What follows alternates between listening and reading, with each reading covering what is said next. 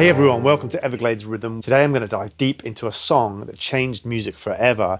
I'm Darren. Today we're exploring Jimi Hendrix and we're going to look at the song Hey Joe. Ever since I first heard this song when I was a little kid, it's just a transcendent guitar solo and it's always fascinated me. Let's start by looking at the foundations, the chord progression. Basically the song moves through the chords C, G, D and A.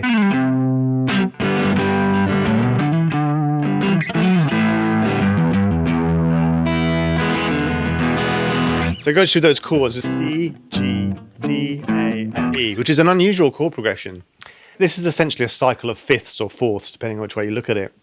And it creates this kind of momentum that kind of pulls you through the song and it kind of loops around and around. It starts with this kind of very majory sound, but then it resolves to the E7 chord into this kind of like really bluesy, riffy section. Normally when you look at chord progressions, you kind of think as the starting chord as the home key, but really on this song, it's almost like a little turnaround. It starts with this C, G, D, A, and then it lands on the E7, and that's really the home for the song, is that E7 chord. So that's important to understand about this song. It's really actually like a blues in E, with this incredible kind of turnaround that loops round. So if you look at what's going on there, harmonically speaking, the first three chords, C, G, and D, they all fit perfectly into the key of G major, and then it goes to the D to A, which basically is the key of D major, and then it finally resolved to the E7 chord. So it's actually kind of modulating, and that's what that cycle of fifths does, is actually moves you through several different keys. So that's one of the things that it's such a beautiful kind of chord progression. So the solo opens up with what I consider to be the most beautiful note of all. He bends up from a D note to an E note, like that. The E note is the major third of the C chord. The C chord, in the key of G, the C chord is the 4 chord, and so many beautiful songs have that exact melody. The 4 chord has this almost like religious kind of quality to it. It's this like spiritual, beautiful sound. You know, think hold it closer, tiny dancer. Is that sound there is where you go to the 4 chord and you play the major third. So he starts over that C chord and he's bending up straight from that D to the E. Explosive bend. Then he kind of walks down the scale, and he had this way of playing where he would kind of blend the notes together and create this kind of slight dissonance, letting the notes bleed into each other. And then he's kind of playing with the timing there. It's kind of like elastic timing, which Hendrix did a lot, where he would float outside of the beat. And he would do this, it's almost kind of like rushing it a little bit. It's this kind of wiggly wang sound.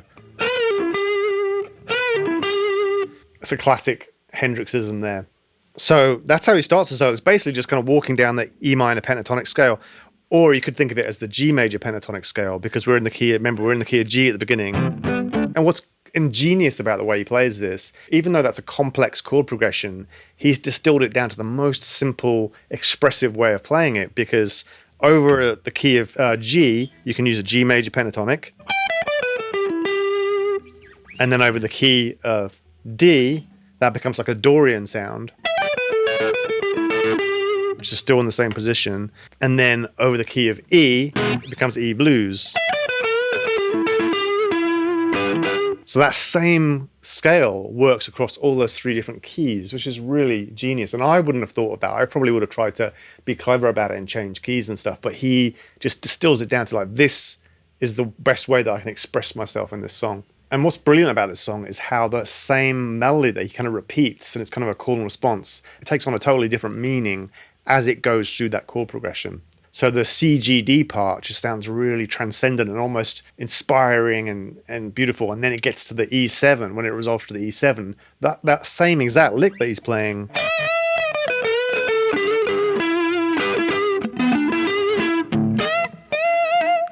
it becomes bluesy and mean and gritty. So you can hear that if I play the bass notes as well.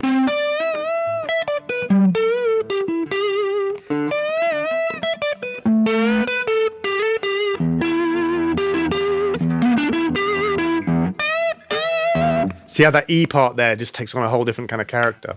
So in the next part, he does this thing where he kind of bars across the first 2 strings, and he creates this kind of texture by almost kind of doing this little strum across those strings and lets the notes kind of ring out across each other. And he pulls into that bend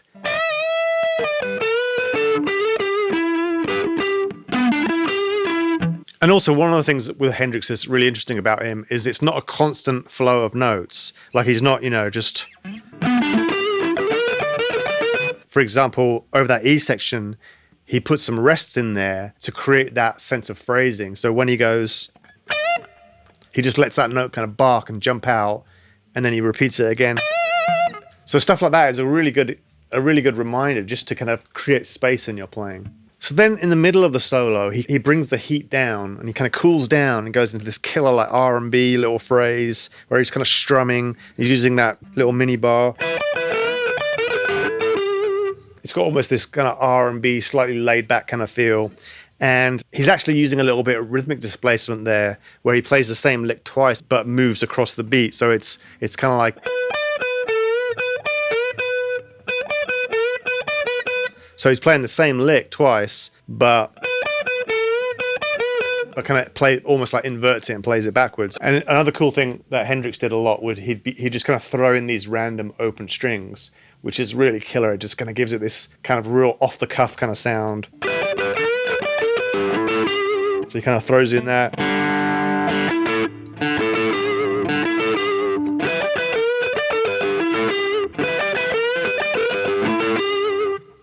And then he gets a little bit more psychedelic. You can hear all his influences in this. I mean, just the way that then he moves into that, kind of ups the intensity back in with these really wide, expressive bends.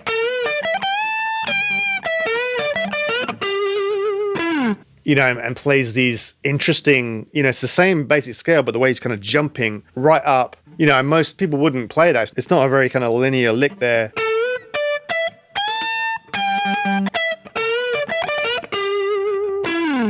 And then he does one of his cool little kind of Hendrix was very expressive with those slides and kind of rhythmic effects. So what's remarkable about this whole solo is it's built around that pentatonic scale. And it's something that even a beginner guitarist could play. It's just literally walking down the scale, like that. But it's his phrasing, his note choice, it's the rhythmic feel, and it's the different techniques that he's using, the way he's bending and hammering on, and the way certain notes are accented. So just to kind of learn that whole solo, just think of it like this. You start with that nice bend from the D to E, and you walk down the scale, and he's doing this kind of picking where he's like almost got a little bit of a strum going, and he's barring across two strings. It creates that kind of resonance where the strings are sounding out against each other. So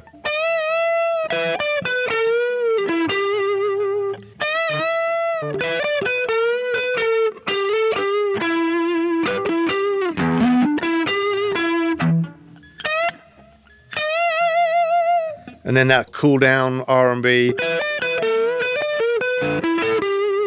And then those crazy psychedelic bends.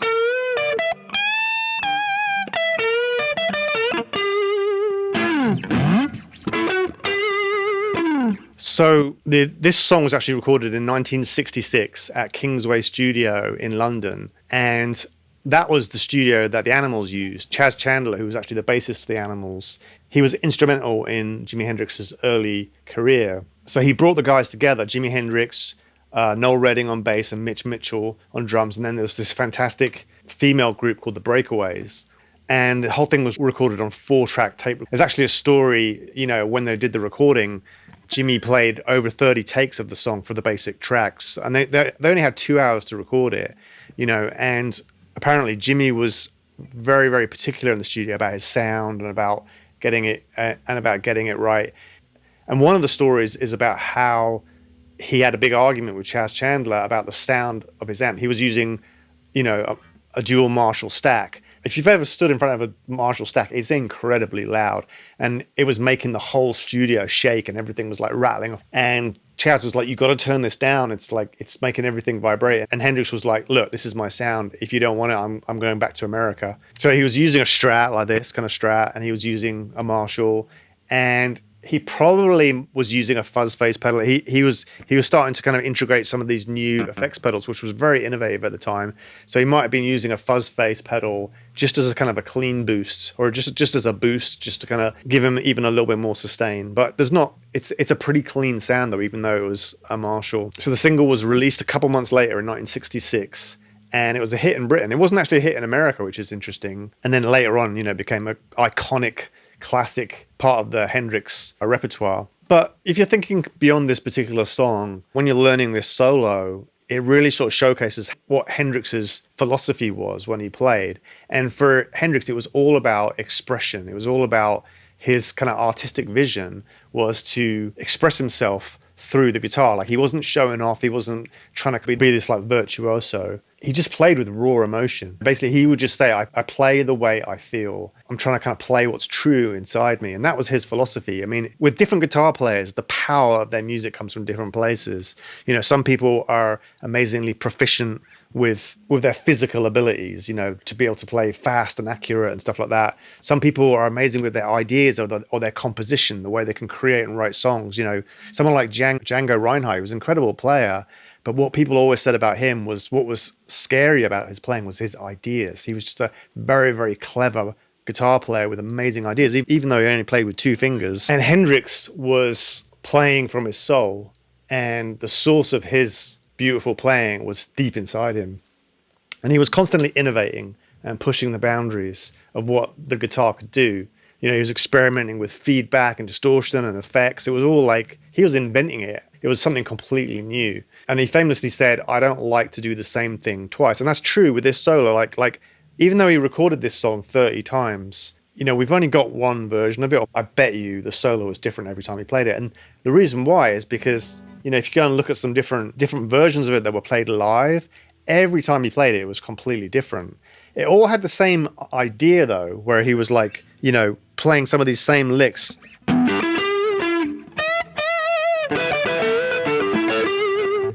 A lot of them he was doing with his teeth as well, which is amazing. But it's the same idea, using that one position there and expressing himself in that. So when performing live, Hendrix would kind of enter into this kind of flow state, and he would get lost in these improvisations that would go on sometimes for 20 minutes, like Machine Gun at Fillmore East, for example, was just like, this transcendent spiritual dimension that he entered, where it was just like, he was obviously going to somewhere really deep. So this is a great song to dig into. It's a really fun song to jam on and play.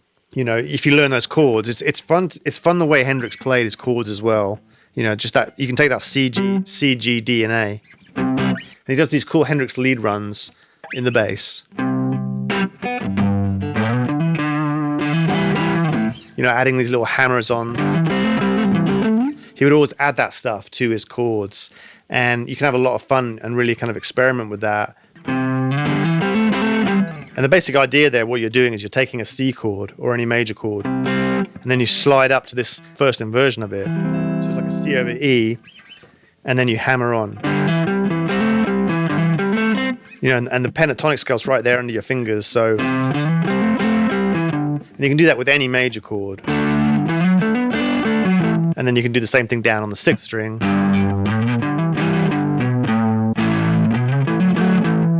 So you can play around with that kind of idea, and he did a lot of that kind of stuff. But then the solo is just, if you learn some of those techniques, like the bends, the double stop runs,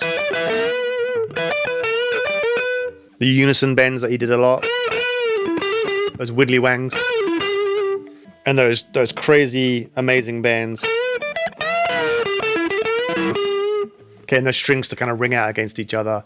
And then you can express yourself with it. You can use these kind of ideas to try and get to that same place, that place where you can really express yourself and go into that kind of flow state, because that's where the great music comes from. So I encourage you to go back and listen to Hey Joe with fresh ears, and pay attention to that chord progression. All the guitar playing in the song is great, but the way those notes kind of change and the story that solo takes across that chord progression is really, really fascinating. It's a masterclass in Hendrix's techniques and his musical expression.